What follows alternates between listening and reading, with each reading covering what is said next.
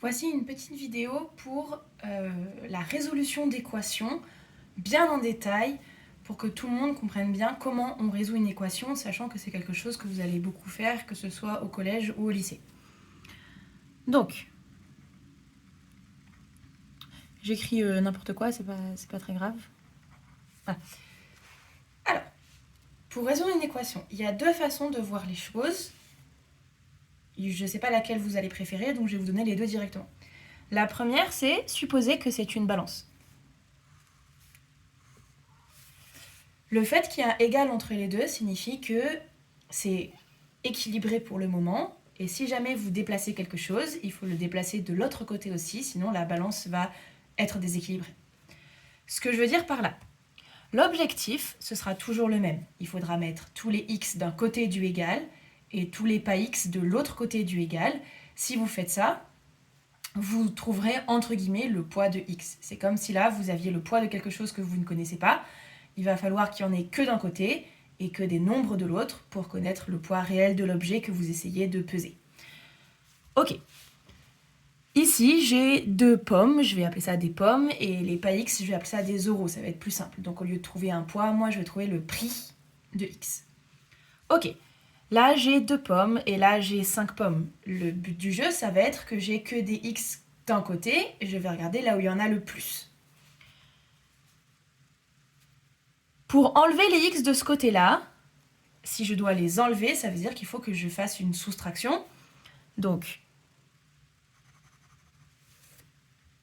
si je décide d'enlever 2x ici, je dois enlever 2x de l'autre côté, sinon la balance tombe. Donc, il me reste ça de ce côté-là, et plus que 5 pommes, puisque j'en ai enlevé 2. Maintenant, ce que je vais devoir faire, c'est que ce plus 8, il va aussi falloir que je l'enlève, parce que le but du jeu, c'est que j'ai que des x de ce côté. Pour enlever un plus 8, il faut que je fasse un moins 8. Donc, j'enlève 8 de l'autre côté. J'ai enlevé 8 de ce côté. Je dois enlever 8 de ce côté. Tout ce que vous faites d'un côté, vous devez le faire de l'autre.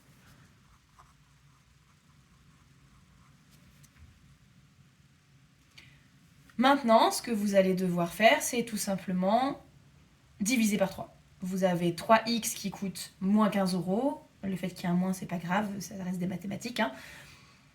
Donc, si vous voulez le prix de un seul x, il faut diviser par 3.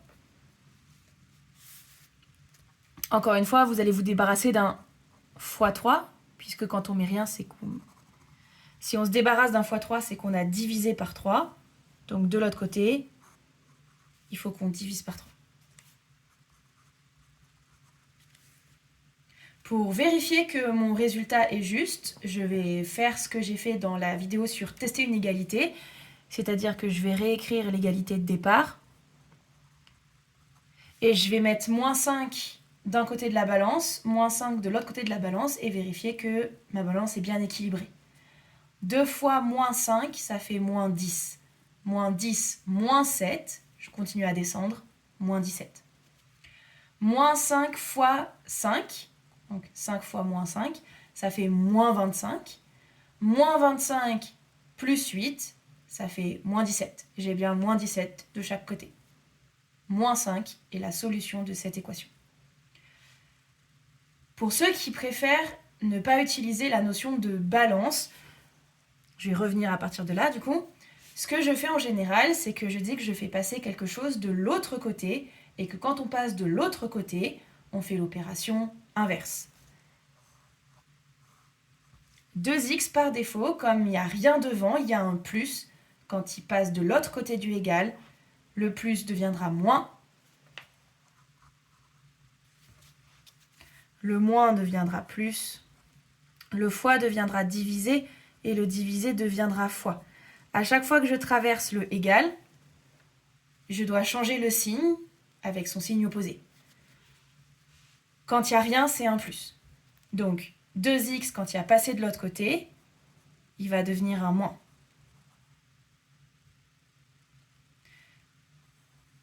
Je vais le faire simultanément. Le plus 8, je vais le faire passer de l'autre côté. Il va donc devenir moins 8. Ceux qui ne bougent pas, ceux qui ne traversent pas le égal, ne sont pas concernés et donc il ne faut surtout pas y toucher et garder le signe qu'il y a devant eux. Je me retrouve donc au même point que tout à l'heure et pareil, encore une fois, ça c'est un fois, donc si je passe de l'autre côté, un fois devient une division. Si je faisais fois 3, je dois faire divisé par 3. Et je peux remettre le moins 5 dans l'équation pour vérifier.